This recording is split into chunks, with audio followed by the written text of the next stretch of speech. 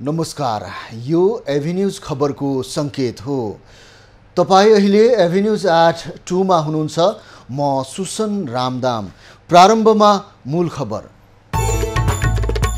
प्रधान सेनापति शर्मा र भारतीय समकक्षी पाण्डे बीच जंगी अड्डामा भेटवार्ता। अपराह्न मानर्थ महारथीको दर्जानी चिन्ह प्रदान गर्ने कार्यक्रम। संसदको कार्यकाल लम्ब्याउने विधेयक अघि नबढ्ने, कानुन संशोधन प्रक्रिया रोक्न प्रधानमन्त्री देउवाको निर्देशन।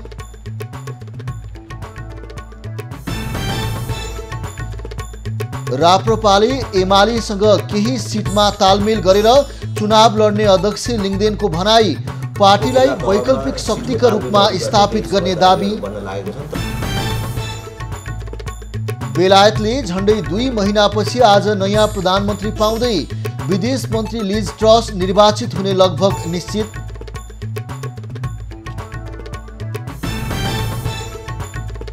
र तेस्रो एकदिवसीय क्रिकेटमा नेपाल र केन्या बीचको खेल जारी। टस जितेर केन्याले ब्याटिङ रोजेपछि नेपाल फिल्डिङमा।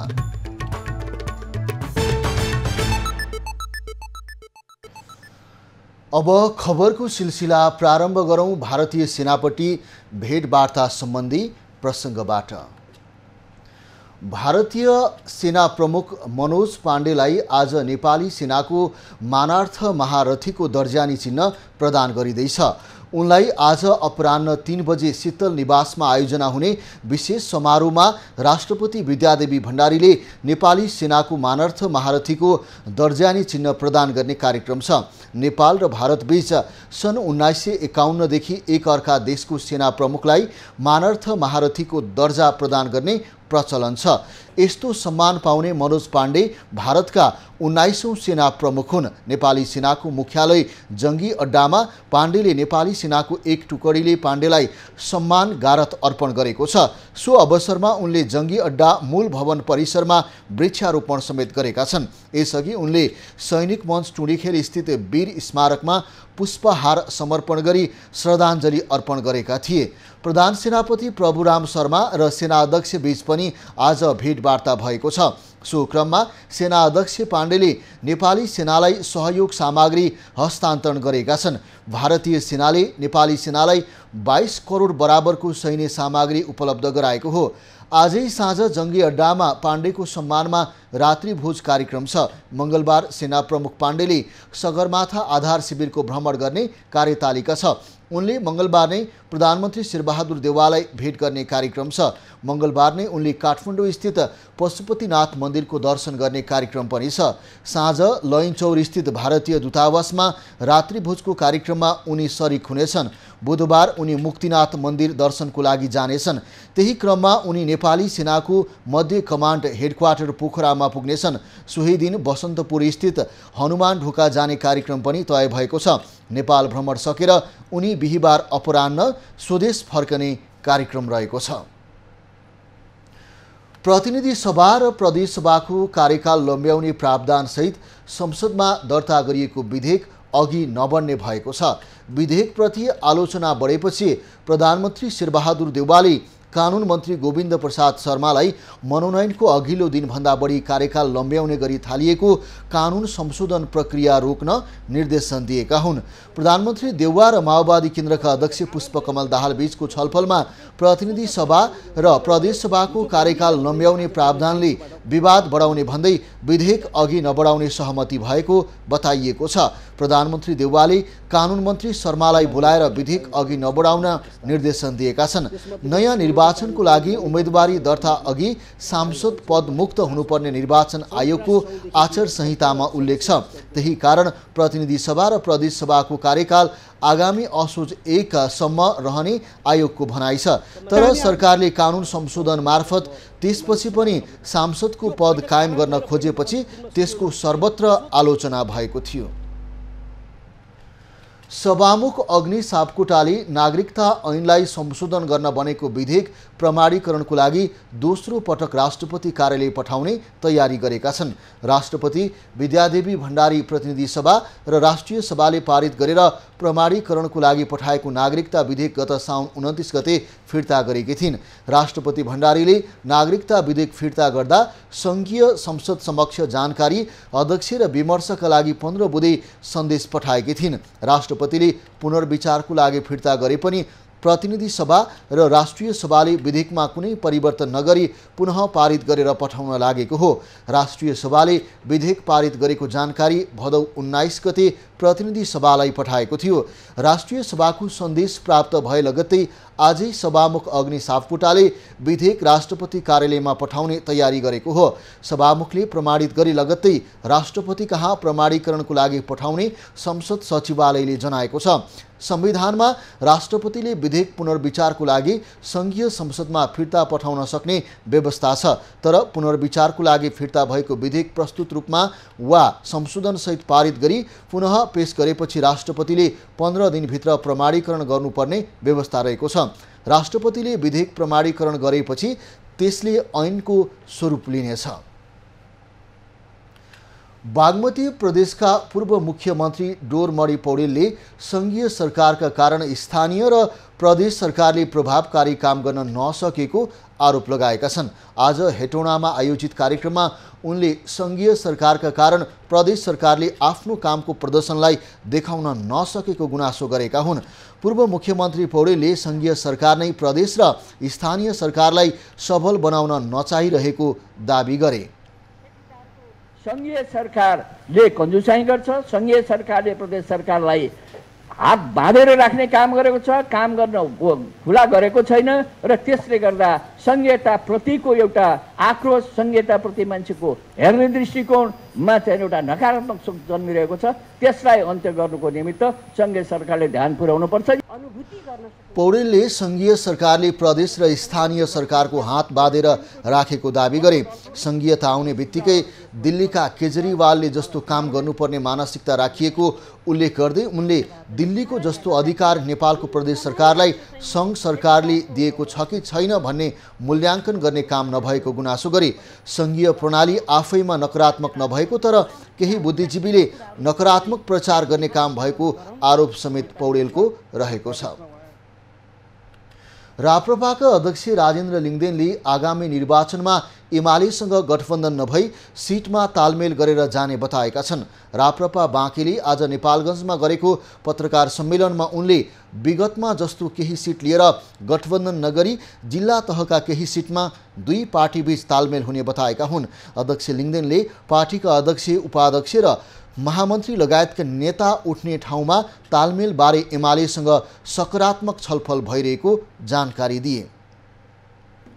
नेकपा एमालेसँग स्थानीय स्तरमा भनेको जिल्ला तहमा सिटको तालमेलहरू गर्ने केही समझदारीहरू बन्न लागेको छन्, तर त्यसले कुनै ठोस आकार लिइसकेको छैन। सुनाउने गरी यो सिटमा हुने भयो, यहाँ हुने भयो भन्ने गरी भएको छैन। तर तपाईँहरू आफैले बुझ्नुहुन्छ कि पार्टी अध्यक्ष, उपाध्यक्ष, महामन्त्री रहेको सिटहरू स्वाभाविक रूपले त्यो चाहिँ सुरक्षित हुन्छन् भन्ने कुरा त तपाईँहरूले यसै पनि अनुमान गर्नुहुन्छ। अध्यक्ष लिङदेनले झापा, चितवन, नेपालगञ्ज जस्ता मुख्य नेताहरूको ठाउँमा तालमेल गर्ने सङ्केत गरेका हुन्। अध्यक्ष लिङदेनले 3 दशकदेखिको सीमित राजनीतिक दलका सीमित नेताको चक्रव्यूहमा देश फसेको भन्दै त्यसलाई निकाल्नको लागि राप्रपालाई वैकल्पिक शक्तिका रूपमा स्थापित गर्नुपर्ने बताए। राष्ट्रियताको सवालमा नेपालको निर्णायकत्व नेपालभन्दा बाहिर गएको भन्दै उनले नेपालले नै त्यसको निर्णय नेपालका दल र नेपाली जनताले लिनुपर्ने बताए। अध्यक्ष लिङदेनले निर्वाचनको घोषणा भइसकेकाले संसद विघटन गरेर चुनावी सरकार गठन हुनुपर्नेमा जोड दिए।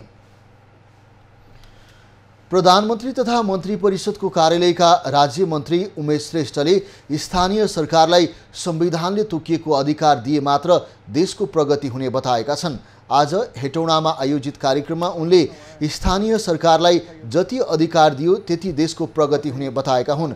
मन्त्री श्रेष्ठले स्थानीय, प्रदेश र सङ्घबीच अधिकारको सम्बन्धमा विवाद हुने गरेको भन्दै स्थानीय सरकारलाई संविधानले तोकेको अधिकार दिनुपर्ने बताए। स्थानीय सरकार जति डिसेन्ट्रलाइज गर्यो जति चाहिँ स्थानीय सरकारलाई अधिकार दियो त्यति प्रगति हुन्छ भन्ने मूल्य र मान्यता मतलब चाहिँ त्यसको विश्वास चाहिँ सरकारले पनि लिएको छ र बिस्तारै बिस्तारै स्थानीय सरकारलाई अधिकार नदिकन जुन जुन अधिकार छ संविधानमा तोकेको त्यो अधिकार चाहिँ स्थानीय सरकारलाई दिनै पर्छ। राज्यमन्त्री श्रेष्ठले विकास निर्माणको काममा प्रदेशका बीचमा प्रतिस्पर्धा हुनुपर्ने बताए। उनले प्रदेश र स्थानीय सरकारले रोजगारमूलक र व्यवसायमूलक शिक्षामा ध्यान दिनुपर्ने बताए। मन्त्री श्रेष्ठले संघीयता प्रयोगकै चरणमा रहेको भन्दै धेरै कानुनहरूलाई परिवर्तन गर्नु आवश्यक रहेको बताए। मतपत्र छपाईमा भएको ढिलाइले निर्वाचन आयोगले तयार गरेको कार्यतालिका प्रभावित भएको छ। आजबाट समानुपातिक तर्फको मतपत्र छाप्ने आन्तरिक कार्यतालिका रहेकोमा मतपत्र छपाईमा ढिलाइ हुने भएको हो। आन्तरिक तयारीमा रहेकाले तालिकालाई पछ्याउन नसक्दा समयमै मतपत्र छाप्न नसकिने भएको आयोगले जनाएको छ। राप्रपा नेपालको चुनाव चिन्हलाई लिएर मतपत्रको क्रम निर्धारण र डिजाइन हुन नसक्दा कार्यतालिका अनुसार आजबाट मतपत्र छपाई सुरु हुन नसकेको हो। आयोगले राप्रपा नेपाललाई दिएको तीर चुनाव चिन्हको कार्यान्वयन नगराउन सर्वोच्च अदालतले अल्पकालीन आदेश गरेपछि मतपत्रको डिजाइन गर्न ढिलाइ भएको हो। सो मुद्दामा सर्वोच्च अदालतले आज छलफलको लागि दुवै पक्षलाई बोलाएको छ, तर आयोगले सो आदेश भ्याकेट गर्न निवेदन दिएको छ। प्रदेश र प्रतिनिधि सभा निर्वाचनको लागि समानुपातिक र प्रदेशका दुई गरी 4 प्रकारका मतपत्र छाप्ने आयोगको तयारी छ। प्रतिनिधि सभाको समानुपातिक र प्रत्यक्षको एक गरी 2 मतपत्र आयोगले छाप्नेछ। त्यस्तै प्रदेश सभा सदस्यतर्फको प्रत्यक्ष र समानुपातिकको मतपत्र भने प्रदेश अनुसार फरक हुने आयोग स्रोतले जनाएको छ। त्यसका लागि आयोगले प्रदेश र प्रतिनिधि सभाको प्रत्यक्ष र समानुपातिक तर्फको लागि 2 करोड गरी 8 करोड मतपत्र छाप्ने आयोगले जनाएको छ। सरकारले आजदेखि कर्मचारी सरुवा पदस्थापनादेखि राजनीतिक नियुक्तिसम्मका निर्णय गर्न नपाउने भएको छ। निर्वाचन आचार संहिता अनुसार चुनाव सुरु हुनुभन्दा 2.5 महिना पहिलादेखि निर्वाचन आयोगले कर्मचारी सरुवामा रोक लगाएको हो। मङ्सिर 4 को चुनाव सरकारी निर्णयबाट प्रभावित नहोस् भन्नको लागि आजदेखि सरुवा र पदस्थापना रोकिएको हो। आयोगका अनुसार आजबाट चुनाव केन्द्रित शिलान्यास र उद्घाटन लगायतका कार्य समेत गर्न पाइने छैन। सरकारले चुनावी प्रयोजनको लागि अति आवश्यक परेमा वा चुनावलाई कुनै प्रभाव नपार्ने भएमा आयोगको सहमतिमा कर्मचारी सरुवा र राजनीतिक नियुक्ति भने गर्न सक्ने व्यवस्था रहेको छ। चुनावमा सिट बाँडफाँड टुङ्गाउने जिम्मा पाएको 5 दलीय सत्ता गठबन्धन कार्यदलको बैठक आज पनि बस्दैछ। गठबन्धन कार्यदलको बैठक दिउँसो प्रधानमन्त्री निवास बालुवाटारमा बोलाइएको छ। कार्यदललाई लगातार बैठक बसेर 2 दिनभित्र सिट बाँडफाँडको टुङ्गो लगाउन शीर्ष नेताहरूले आइतबार निर्देशन दिएका छन्। सिट बाँडफाँड गर्दा सबै दलका लागि न्यायोचित सम्मानजनक हुनुपर्ने गठबन्धनमा आबद्ध दलको भनाइ छ। सिट सङ्ख्यामा दलहरूको आफ्नै दाबी रहेपछि गठबन्धनको गाँठो पुग्न सकेको छैन। कङ्ग्रेसलाई 85 देखि 90, माओवादी केन्द्रलाई 40 देखि 45 र जनता समाजवादी र एकीकृत समाजवादीलाई 15 देखि 20 सिट प्रत्यक्षतर्फ भागबण्डा गरेर सहमतिमा पुग्ने अन्तिम गृह कार्यमा कार्यदल सक्रिय रहेको छ। प्रदेश 1 का आर्थिक मामिला तथा योजना मन्त्री इन्द्रबहादुर आङबोले शिक्षा क्षेत्रलाई व्यावसायिक नबनाउँदा बेरोजगार उत्पादन गर्ने कारखाना भएको बताएका छन्। 5 थरको कुमाईकमा आयोजित कार्यक्रममा उनले आवश्यकता अनुसार व्यावसायिक शिक्षामा जोड दिन नसक्दा विद्यालयहरू बेरोजगार उत्पादन गर्ने केन्द्र र कारखाना जस्तै भएको दाबी गरेका हुन्। मन्त्री आङबोले क्याम्पसहरूले भौतिक क्षेत्रमा ठूलो लगानी गरे पनि समय अनुकूल शैक्षिक गुणस्तरमा सुधार नगरे लगानी खेर जाने बताए। व्यावसायिक शिक्षालाई हामीले जोड्न नसक्दाखेरि वास्तवमा हाम्रा कतिपय शिक्षालयहरू, क्याम्पसहरू, कलेजहरू बेरोजगार उत्पादन गर्ने केन्द्र जस्तो, कारखाना जस्तो बनिराखेका छन्। समय अनुकूल परिवर्तन अगाडि बढाउन चाहिँ सकेनौँ भने यस्ता हामीले बनाएका ठुला पूर्वाधारहरू, हामीले धेरैतिरबाट मेहनत गरेर बनाएका चाहिँ कलेजहरू पनि निरर्थक साबित हुन्छन्। उनले कुमाई गाउँपालिका 1 स्थित यासो क्याम्पसको 2 तले 16 कोठे पक्की भवन उद्घाटन गरेका छन्। भवन निर्माण गर्न सङ्घीय सरकार र गाउँपालिकाको साझेदारी रकम साथै विश्वविद्यालय अनुदान आयोग 2 करोड 50 लाखको लागतमा निर्माण भएको हो। खबरको सिलसिला अझै जारी छ, हामी सँगै रहनुहोला।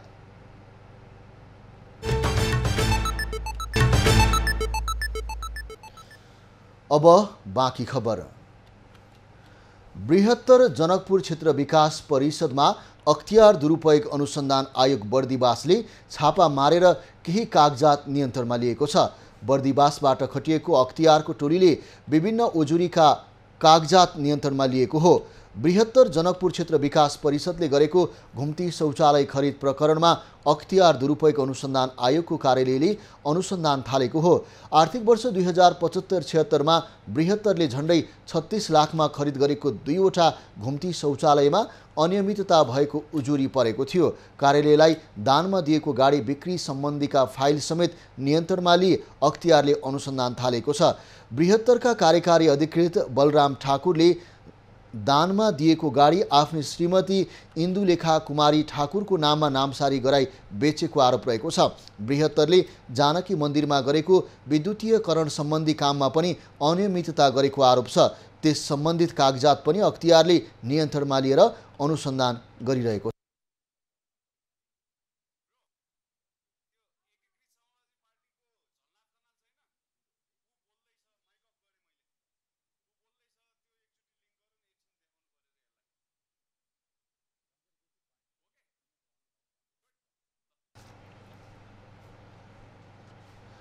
दर्शकबिन, एकीकृत समाजवादी पार्टीका सम्मानित नेता झलनाथ खनालले यति बेला काठमाडौँमा आयोजित एक कार्यक्रममा सम्बोधन गरिरहेका छन्। लागौं प्रत्यक्ष प्रसारणतर्फ।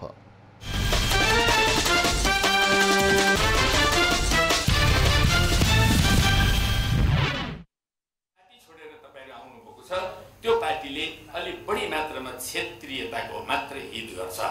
हामीलाई उहिलेदेखि नै लागेकै कुरा हो।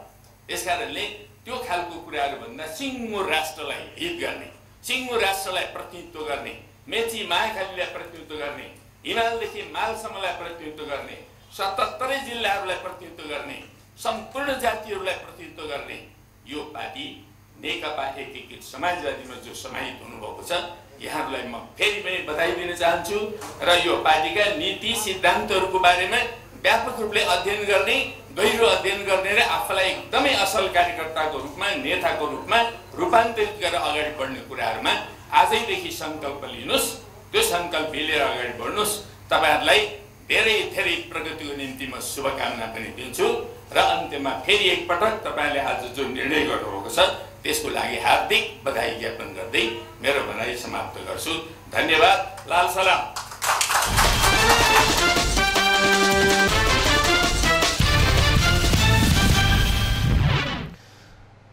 दर्शकबिन, उनी थिए नेकपा एकीकृत समाजवादीका सम्मानित नेता झलनाथ खनाल। मिन भवन पार्टी कार्यालयमा आयोजित कार्यक्रममा सम्बोधन गर्दै। अब लागौं बाँकी खबरतर्फ। काभ्रेको बनेपामा विद्युत र टेलिकमको खम्बामा रहेका अनावश्यक तारहरू हटाउन सुरु गरिएको छ। बनेपा नगरपालिका वडा नम्बर 9 कार्यालयले अनावश्यक तार हटाउन सुरु गरेको हो। अनावश्यक तार हटाउन र व्यवस्थित गर्न 30 दिने सूचना प्रकाशित गरे पनि व्यवस्था गरेपछि हटाउन थालिएको वडा अध्यक्ष नृपेश बादी श्रेष्ठले जानकारी दिए। नगरपालिकाले पोलको भार घटाउने र सडकलाई सुन्दर बनाउने योजना अघि सारेको छ। इन्टरनेट केबल टेलिभिजनहरूले अनावश्यक रूपमा तार राख्दा सहरको सौन्दर्यमै असर परेको नगरको ठहर रहेको छ। अभियानबाट नगर क्षेत्रमा रहेका 60% तार हटाउने योजना रहेको छ। पछिल्लो एक साता वाणिज्य बैंकहरूको निक्षेपमा सुधार देखिएको छ। नेपाल बैंकर्स सङ्घले आज सार्वजनिक गरेको विवरण अनुसार भदौ 10 देखि 17 गतेसम्म वाणिज्य बैंकहरूमा 11 अर्ब रुपियाँ निक्षेप थपिएको हो। भदौ 10 गतेसम्म कुल 44 खर्ब 26 अर्ब रुपियाँ निक्षेप सङ्कलन भएकोमा भदौ 17 गतेसम्म 44 खर्ब 37 अर्ब पुगेको सङ्घले जनाएको छ। असार मसान्तसम्मको तुलनामा निक्षेप 1 खर्ब 4 अर्ब घटेको छ। असार मसान्तसम्म कुल 45 खर्ब 41 अर्ब रुपियाँ निक्षेप सङ्कलन भएको थियो। चालु आर्थिक वर्ष साउन लागेदेखि निरन्तर जसो निक्षेप घट्दै गएको थियो। निक्षेपमा आएको कमीका कारण अधिक माग हुँदा पनि बैंकहरूले कर्जा दिन नसकेको बताउँदै आएका छन्। पछिल्लो साता बैंकहरूको कर्जा लगानी भने स्थिर जस्तै देखिएको छ। भदौ 10 देखि 17 गतिसम्म एक साताको अवधिमा थप 1 अर्ब मात्रै कर्जा प्रवाह भएको तथ्याङ्कले देखाएको हो। 10 भदौसम्म वाणिज्य बैंकहरूको कर्जा 41 खर्ब 79 अर्ब 55 करोड रहेकोमा 1 अर्ब 67 करोडले वृद्धि भएर 41 खर्ब 81 अर्ब 22 करोड पुगेको छ।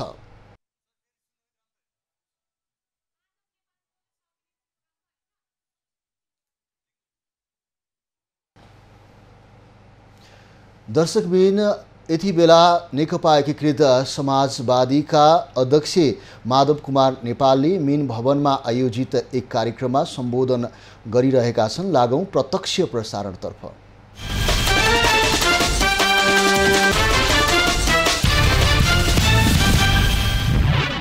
निष्कर्षमा पक्कै कुरा पुग्नु भएको छ कि नेपालको राजनीतिमा सही दिशामा डोल्याउने पार्टी भनेको कम्युनिस्ट पार्टी मात्रै। मार्क्सवाद लेनिनवादबाट निर्देशित भएको पार्टी, जनतालाई हेर्ने, समाजलाई हेर्ने, वर्ग दृष्टिकोणले र वैज्ञानिक दृष्टिकोणले ओतप्रोत भएको पार्टी सच्चा कम्युनिस्ट पार्टी मात्रै हो। हुन त नेपालको राजनीतिमा धेरै पार्टीहरू कम्युनिस्ट पार्टीको नाम आएको छ। त्यसको एउटा कारण के हो भन्दाखेरि नेपालमा कम्युनिस्ट पार्टी लोकप्रिय छ र यो पार्टीप्रति जनताले ठुलो आशा राखेका छन्। त्यसैले यो नाम राखेपछि मान्छेलाई तान्न सकिन्छ कि भन्ने विश्वास पनि छ। तर यी पार्टीहरूमध्ये सच्चा क्रान्तिकारी पार्टी कुन हो, परिवर्तनकारी पार्टी कुन हो, समाजलाई रूपान्तरण गर्न सक्ने दृष्टिकोण बोकेको पार्टी कुन हो, इमानदारिता र निष्ठाको बाटोमा अघि बढ्न चाहने पार्टी कुन हो, नेपालको देशभक्तिको आन्दोलनलाई सशक्त रूपमा उठाउने पार्टी, राष्ट्रियताको पक्षपोषण गर्ने पार्टी कुन हो, नेपाली जनतालाई सम्पूर्ण अधिकार प्रदान गर्ने, समानताको सन्देश दिने, न्यायपूर्ण समाजको स्थापना गर्ने दिशामा अविचलित रूपमा अगाडि बढ्ने पार्टी कुन हो, जनताका पीडा र वेदनाहरूलाई सम्बोधन गर्ने पार्टी, समाजमा भएका सबै खालका व्यथितिहरूलाई अन्त्य गर्ने अठोट बोकेको पार्टी कुन हो। यस बारेमा तपाईहरुले बहुत लामो अनुभवबाट निष्कर्षमा पुग्नु भएको छ कि वास्तवमा नेपालको पार्टी एक समाजवादीले नै यत्रो ऐतिहासिक अभिभारा, समाज परिवर्तनको अभिभारा, जनताको हित र कल्याण गर्ने जिम्मेवारी पूरा गर्न सक्दछ। त्यसैले यही पार्टीमा हामीले समाहित हुनु पर्दछ र आफ्नो सम्पूर्ण ज्ञान, आफ्नो सम्पूर्ण अनुभव, आफ्नो सम्पूर्ण ऊर्जा यही पार्टी र आन्दोलनमा आफूलाई समर्पित गर्नुपर्दछ भनेर निष्कर्षमा पुग्नु भएको छ। धेरै खुसी लागेको छ। म सबैलाई भन्न चाहन्छु, युवाहरूलाई खास गरिकन तपाईहरुको सक्रियताले नै, तपाईहरुको मेहनतले नै पार्टी बनियो भन्ने हो। जनतामा चेतना र जागरण पैदा गर्नका लागि तपाईको सम्पूर्ण मेहनतले पार लाग्ने हो। जनताको चेतनामा परिवर्तन, चिन्तनमा परिवर्तन, जनतामा सत्य कुराहरू पुर्याएर त्यसको पक्षपोषण गर्ने स्थितिमा पुर्याउनका लागि लाग्ने कामको निम्ति नै पार्टी चाहिन्छ। तपाईहरुले विभिन्न खालका पार्टीहरूबाट देख्नु भएको छ। समय पर्यो भने हामी सुनौँला तपाईहरुको मुखबाट। जनता समाजवादी पार्टी होस् या अर्को कुनै पार्टी होस्, ती सबै पार्टीहरूका आफ्ना निश्चित सीमा छ। त्यो वर्गीय मुक्तिको निम्ति अगाडि बढेको हो कि होइन, त्यो सर्वहारा श्रमजीवी वर्गको पक्षमा लाग्ने हो कि होइन, यो सबै किसिमका असमानता र भेदभावलाई अन्त्य गर्न खोजेको हो कि होइन। हाम्रो समाजमा निश्चित रूपमा यो दुईटा विभेद सबभन्दा चर्को, तीनटा विभेद। एउटा दलितमाथि एउटा मानिससँग गरिने जुन अत्यन्तै गलत व्यवहार हो, विवेकपूर्ण व्यवहार, त्यो व्यवहारको शिकार भनेको हाम्रो समाजमा दलित समुदाय भएको छ। यसलाई अन्त्य गर्ने अठोट हामीले गर्नै पर्छ। हाम्रो संविधानमा लेखिएको छ, कानुनमा लेखिएको छ, हाम्रो पार्टीको सिद्धान्तमा लेखिएको छ, तर त्यो व्यवहारमा हामीले कसरी साकार पार्ने हो, त्यो गहन जिम्मेवारी हाम्रो काँधमा छ। सुदूरपश्चिमतिर महिलाहरूलाई विभिन्न हिसाबले अत्याचारहरू गरिन्छ। सुनिन्छ त्यहाँ छाउपडी प्रथाको नाउँमा घरमा बस्न दिँदैन, दलितहरूलाई विभिन्न हिसाबले अपमानपूर्ण व्यवहार गरिन्छ। अनि नागरिकताकै बारेमा कुराको प्रसङ्गमा आयो, मान्छेले आफ्नो नाम लेख्न नपाउने र ती कस्ता प्रशासकहरू जसले त्यस्तो कुराहरूको बारेमा यो हुँदैन भन्न नसक्ने। त्यसो हुनाले हाम्रो सिङ्गो चिन्तन प्रणालीमा परिवर्तनको आवश्यकता छ। राज्य प्रणालीमा देखा परेका यी विकृतिहरू, विसङ्गत चिन्तनहरूको विरुद्धमा जुझ्नु पर्ने आवश्यकता छ। हो त्यो जुझ्ने कुरामा हाम्रो पार्टी अग्र पङ्क्तिमा उभिनेछ। तपाईँ हामी हाते मालो गर्दै यो सबै विभेदहरू, अपमानपूर्ण परिमाण व्यवहारहरू यसलाई अन्त्य गर्नै पर्छ। महिलालाई पनि असमानता र विभेद राज्यले महिला हिंसाको घटनाबाट पीडित हुनुपर्ने अवस्थालाई मुक्त गर्नै पर्छ। त्यसै गरी गरिबी र अभावबाट पिल्सिएका समुदायलाई, अल्पसङ्ख्यक समुदायलाई, लोपोन्मुख जातिहरूलाई कसरी संरक्षण गर्नेहरूको यी सबै विषयमा पनि हाम्रो ध्यान जानै पर्छ। त्यसो भएर हामी के सोचिरहेका छौँ भने पार्टी संगठन बनाएर मात्रै पुग्दैन, त्यसले जनतामा चेतना जगाउन सक्नुपर्छ, जनतालाई आन्दोलित गर्न सक्नुपर्छ। यो चेतना जगाउने र आन्दोलनको ज्वारबाट सृष्टि गर्ने काममा हाम्रो पार्टी अगाडि बढ्नुपर्छ। त्यसो भए तपाईँहरू त्यसमा लाग्नुहोस्। यो चेतना जगाउने कुराको निम्ति पनि क्रियाशीलता चाहिन्छ। पहिलो ज्ञान, सही ज्ञान, दोस्रो सक्रियता, क्रियाशीलता। अनि आन्दोलनको ज्वारबाट सृष्टि गर्नका लागि पनि शक्ति चाहिन्छ, संगठन चाहिन्छ र परिचालन चाहिन्छ। संगठन भएन भने, शक्ति भएन भने, त्यसको परिचालन भएन भने त्यसले आन्दोलनको ज्वारबाट सृष्टि गर्न सक्दैन। जनताको पक्षमा हामीले दृढताका साथ उभिने हो, राष्ट्रको पक्षमा दृढताका साथ हामीले उभिने हो। राष्ट्र, जनता र समाज, यी तीनटा प्रतिको हाम्रो जिम्मेवारी छ, जवाबदेही छ। त्यसलाई हामीले आत्मसात गरेर अगाडि बढ्ने हुनाले तपाईँहरू त्यही दिशामा अगाडि बढ्नुहुनेछ भन्ने मैले आशा राखेको छु। तपाईँलाई फेरि पनि हार्दिक बधाई छ, धेरै धेरै शुभकामना छ। हस्त धन्यवाद। लाल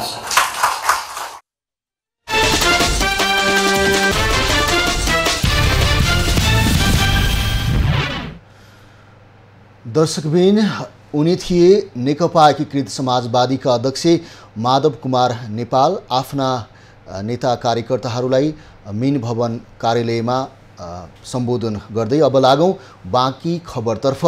मनाङ र हुम्ला बाहेक 75 जिल्लामा डेङ्गु संक्रमण पुष्टि भएको छ।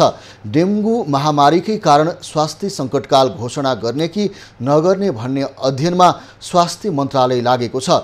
जनवरीदेखि हालसम्म नेपालमा 5029 जनालाई डेङ्गु पुष्टि भएको छ। ललितपुर र काठमाडौँमा सबैभन्दा बढीमा डेङ्गु संक्रमण पुष्टि भएको छ। सबैभन्दा धेरै ललितपुरमा 1832, काठमाडौँमा 888, भक्तपुरमा 79 जनामा डेङ्गु संक्रमण पुष्टि भएको छ। पछिल्ला दिनमा उपत्यका लगायत 75वटै जिल्लामा डेङ्गुले महामारीको रूप लिन थालेपछि डेङ्गु प्रकोपलाई महामारीका रूपमा घोषणा गर्ने तयारीमा सरकार रहेको छ। अस्पतालका प्रमुख विश्व स्वास्थ्य सङ्गठनका प्रतिनिधिसँग छलफल गरेर सङ्कटकाल लगाउने वा नलगाउने भन्ने विषयमा निष्कर्षमा पुग्ने तयारी छ। डेङ्गुको पहिलो चरण सतर्कता, दोस्रो अनियन्त्रित र तेस्रोमा महामारीको चरण हुने स्वास्थ्य कर्मी बताउँछन्। भारतीय सीमासँग जोडिएका तराई मधेसका जिल्लाबाट भारतीय नागरिकले समेत नेपाली नागरिकता लिने गरेको खुलेको छ। कृत्य विवरण पेश गरी नागरिकता लिनेहरू कारबाहीको दायरामा समेत आउन सकेका छैनन्। विशेष खबरको महोत्तरीको स्थानीय निर्वाचन जितेका जनप्रतिनिधि नै भारतीय नागरिक भएको भन्दै उजुरी दर्ता भएको छ।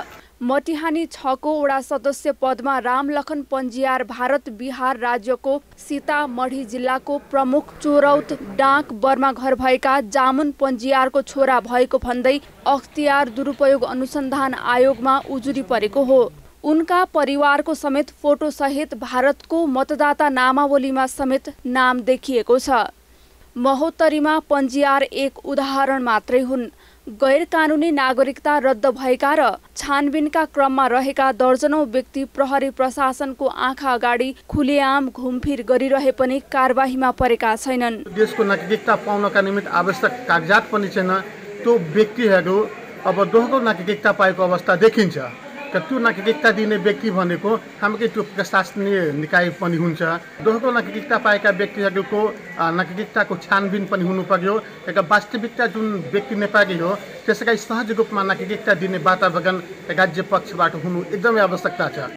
2063 र 2070 सालमा नागरिकता टोली खटिएका बेला किर्ते कागज खडा गरी भारतीयहरूले पनि नागरिकता लिएको देखिएको छ। तत्कालीन राजनीतिक संयन्त्र कर्मचारी र स्थानीयवासी समेतको मिलेमतोमा किर्ते सर्जमिनी मुचुल्का बनाएर नागरिकता लिएको देखिएको महोत्तरी प्रशासनको भनाइ छ। अब नक्कली हो होइन भन्ने कुरा यकिन गर्न सकिँदैन। अनुसन्धान पछाडि मात्रै देखिने हो। त्यसले गर्दा अनुसन्धानको लागि हामीले प्रहरीमा पठाउँछौँ। त्यो मान्छे गलत छ ठिक छ छैन भन्नको लागि यकिन गर्न पठाएको त्यो त्यहाँ पठाएर चाहिँ पन्सिएको होइन कि अनुसन्धान गर्न चाहिँ पठाएको होइन। किर्ते विवरण पेश गरी नक्कली नागरिकता लिएका माथि कारबाहीको माग गर्दै जिल्ला प्रशासन कार्यालय महोत्तरीमा 22 वटा उजुरी परेका छन्। जिल्ला प्रशासन कार्यालयले अहिलेसम्म उनीहरूलाई कारबाही भने गरेको छैन। कमलेश मण्डल, महोत्तरी।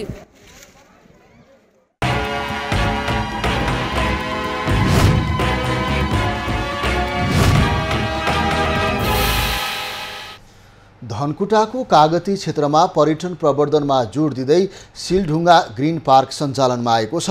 प्राकृतिक सौन्दर्यता तथा छिनछिनमा बदलिने मौसमका कारण पर्यटक आकर्षित हुँदै आएको क्षेत्रलाई पार्कको रूपमा विकास गरिएको हो। पर्यटन प्रवर्धनमा जोड दिँदै प्राकृतिक मनोरम स्थल धनकुटाको कागतेमा कृत्रिम साजसज्जा सहित निर्माण गरिएका सिलढुङ्गा ग्रीन पार्क सञ्चालनमा आएको छ।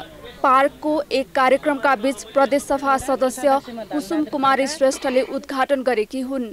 पार्कले सिलढुङ्गा सामुदायिक वन क्षेत्रमा आन्तरिक तथा बाह्य पर्यटक आकर्षित गर्ने विश्वास श्रेष्ठको छ। मुलगात आउने पर्यटकलाई चाहिँ कसरी धनकुटामा राख्ने, धनकुटा हुँदै हिले पाखरीबास अन्य ठाउँमा चाहिँ कसरी चाहिँ राख्ने र उहाँहरूलाई कम्तीमा आउने जाने गर्दाखेरि यहाँ केही पनि उपलब्धि हुँदैन। त्यसकारणले आउने पर्यटकलाई कम्तीमा 2 दिन 3 दिन कसरी यहाँ स्टे गराउने अथवा राख्ने भन्ने सन्दर्भमा पनि छलफल भइरहँदाखेरि यो पनि एउटा उपयुक्त ठाउँ। यो चाहिँ हामीले अहिले यो बनाएर कृत्रिम मात्रै होइन, यो चाहिँ प्राकृतिक रूपमा पनि वास्तवमा पर्यटन क्षेत्र बनाउन लायक ठाउँ भएको कारणले गर्दा यसलाई रोज्यौँ।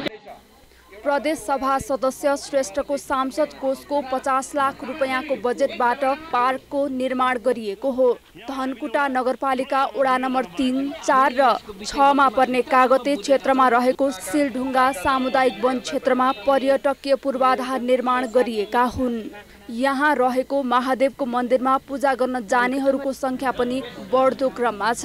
यो सबैले अपनत्व ग्रहण गरेको र यसलाई चाहिँ विकृतिबाट एकदम संस्कृतिको रूपमा पर्यटनको रूपमा प्रवर्धन भइसकेको छ। यो विकृतिको केन्द्र थियो मैले देख्दा। यहाँ एक्लै हिँड्न डर मर्नु थियो। माननीयज्यूले जति गर्नु भएको छ यहाँसम्म गर्नुभयो, यति बनाइदिनु भयो र भोलि पनि उहाँ माथिल्लो स्तरमा पुगिसकेपछि फेरि अन्य विभिन्न क्रियाकलापहरू होला। पार्कमा विभिन्न प्रजातिका वृक्षारोपण फलफुल लगाउने कार्य समेत गरिँदै आएको छ। धनकुटाको हिले र धनकुटाको बजारको वैकल्पिक सहरका रूपमा विकसित बन्दै आएको कागतेको आकर्षणको केन्द्रको रूपमा सो पार्क समेत रहने विश्वास गरिएको छ। नेपालमा उच्च शिक्षाको लागि उपयुक्त वातावरण नहुँदा नेपाली विद्यार्थीको रोजाइमा विदेशी विश्वविद्यालयहरू पर्ने गरेका छन्।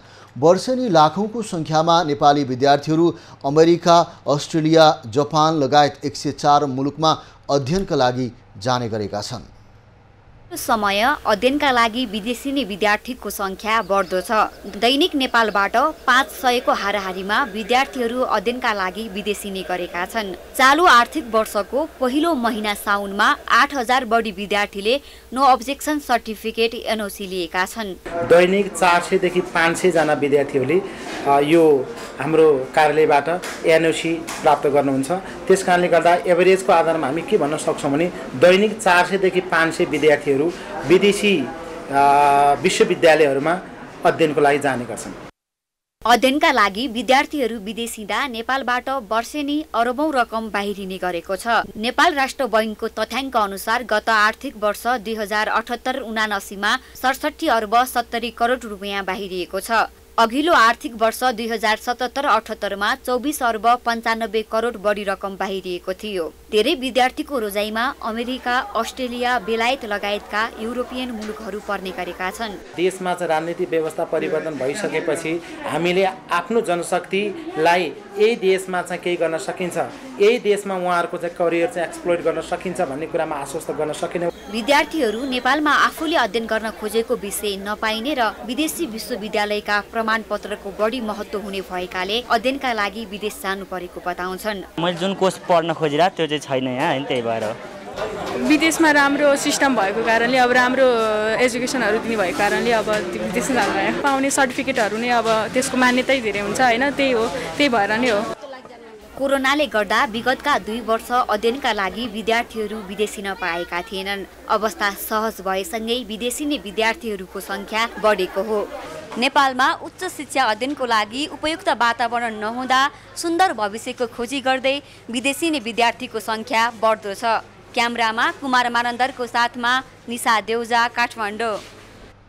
भोजपुरमा 5 वर्षदेखि अलपत्र बनेको भेटेनरी अस्पताल तथा पशु सेवा विज्ञ भवन अब बन्ने भएको छ। सरकारले भवन निर्माणको लागि 50 लाख बजेट विनियोजन गरेपछि भवन बन्ने भएको हो।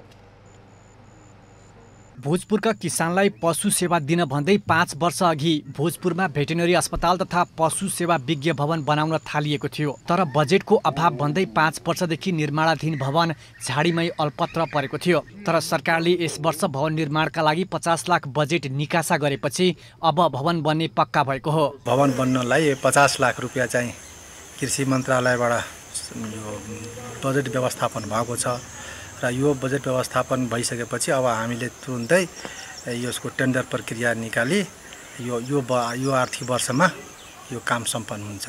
देश संघीयतामा गएपछि जनतालाई सेवा सुविधा सहजै हुनुपर्ने हो। तर भोजपुरबाट सङ्खुवा सभामा कार्यालय सारियो, जसले भोजपुरका हजारौं किसानहरू सेवा पाउन असहज हुँदै आएको थियो। तर सेवा सुविधा लिन सङ्खुवा सभा जानुपर्ने भएकाले सेवाग्राहीलाई शास्ति हुने गरेको थियो। सङ्खुवा सभामा सेवा लिन पुग्न यहाँका नागरिकलाई 3 देखि 4 दिनसम्म लाग्ने गरेको छ।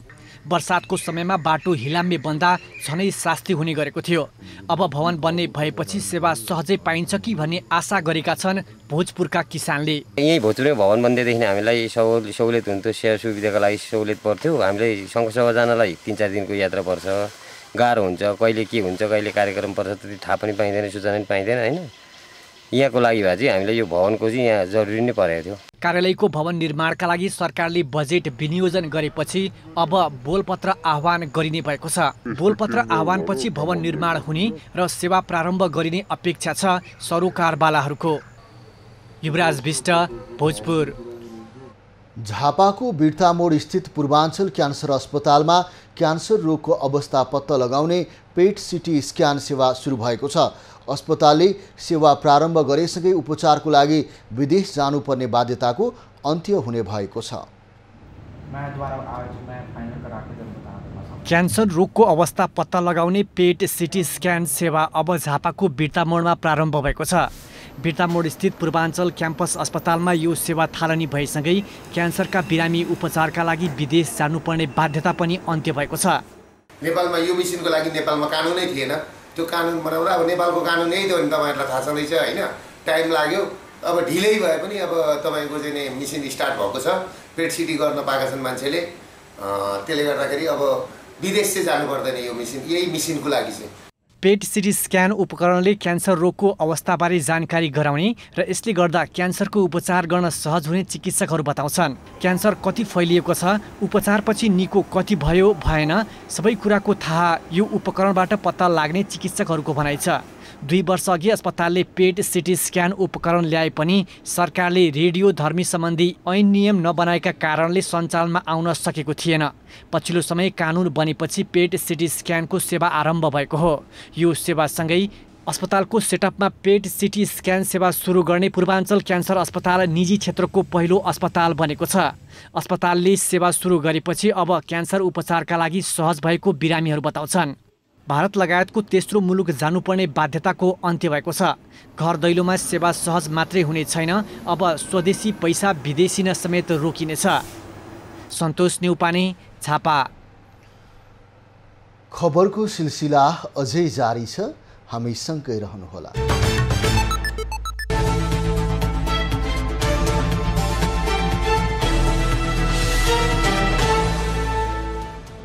नेकपा एमाले भावी प्रधानमन्त्रीका रूपमा अघि सारेका अध्यक्ष केपी ओलीलाई आगामी निर्वाचनमा प्रतिनिधि सभा उम्मेदवारको लागि झापा क्षेत्र नम्बर 5बाट सर्वसम्मत सिफारिस गरेको छ। क्षेत्र नम्बर 5 क्षेत्रीय समन्वय कमिटीको आज दमकमा बसेको बैठकले अध्यक्ष ओलीलाई सर्वसम्मत सङ्घीय सांसदको उम्मेदवारमा सिफारिस गरेको हो।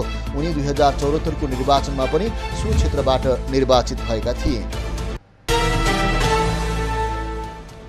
राष्ट्रिय स्वतन्त्र पार्टीका सभापति रवि लामिछानेले पर्यटन मन्त्रीलाई दुर्व्यवहार गरेको आरोपमा प्रहरी हिरासतमा रहेका सुरक्षा गार्ड शेरजङ गुरुङसँग भेट गरेका छन्। दरबार मार्ग वृत्तमा पुगेर प्रहरी हिरासतमा रहेका गुरुङलाई लामिछानेले भेट गरेको तस्बिर सार्वजनिक गरेका छन्। भेटमा लामिछानेले मन्त्रीलाई नियम सिकाएको भन्दै गुरुङलाई धन्यवाद समेत ज्ञापन गरेको जनाएका छन्। संस्कृति पर्यटन तथा नागरिक उड्डयन मन्त्री जीवनराम श्रेष्ठले ठमेल स्थित छाया सेन्टरमा भएको घटनाको सत्य तथ्य बुझेर मात्र प्रतिक्रिया दिन आग्रह गरेका छन्। उनले सामाजिक सञ्जाल मार्फत सबै नेता र मन्त्री खराब हुन् भन्ने भाष्य निर्माण गर्ने षड्यन्त्र भएको गुनासो गरेका हुन्। घटना लाइनमा नबसेर भएको नभई मन्त्री श्रेष्ठ र सेक्युरिटीमाथि दुर्व्यवहार गरिएकाले सेक्युरिटीले आफ्नो निकायमा जानकारी गराएको स्पष्टीकरणमा उनको छ। संस्कृति पर्यटन तथा नागरिक उड्डयन मन्त्री जीवनराम श्रेष्ठलाई लाइनमा बस्नु भन्दै आग्रह गर्ने एक सुरक्षा गार्डलाई थुनामा राखेर अनुसन्धान अघि बढाइएको छ। मन्त्री श्रेष्ठमाथि गत शुक्रबार दुर्व्यवहार गरेको आरोपमा ठमेल स्थित छाया सेन्टरका सुरक्षा गार्ड शेरजङ गुरुङलाई प्रहरीले पक्राउ गरेको थियो। उनीमाथि जाहेरी परेपछि प्रहरीले पक्राउ गरी 5 दिन म्याद लिई थुनामा राखेर अनुसन्धान अघि बढाएको हो।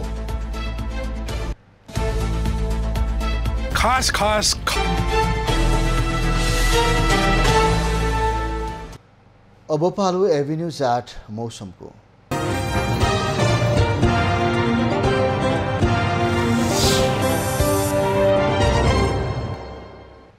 हाल देशभर आंशिकदेखि सामान्य बदलिरहेको छ। आज प्रदेश नम्बर 1 बागमती र गण्डकी प्रदेशका केही स्थानमा र बाँकी प्रदेशका थोरै स्थानमा मेघ गर्जनसहित हल्कादेखि मध्यम वर्षाको सम्भावना रहेको जल तथा मौसम पूर्वानुमान महाशाखाले जनाएको छ।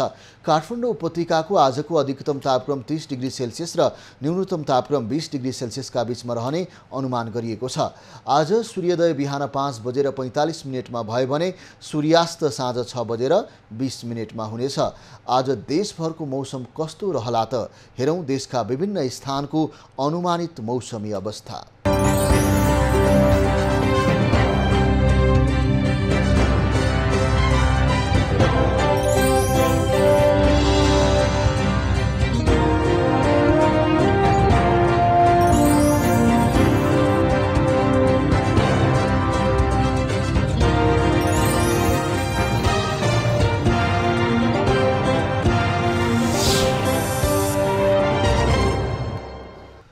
अहिलेलाई खबरको क्रम यति नै। एभिन्यूज खबरका यी सहित अन्य विस्तृत खबरको लागि www.avenews.tv लगइन गर्न सक्नुहुनेछ। युट्युब, फेसबुक र ट्विटरमा पनि हामीलाई फलो गर्न सकिनेछ। खबरभित्रको खबरका लागि हेर्दै रहनुहोला एभिन्यूज खबर। नमस्कार।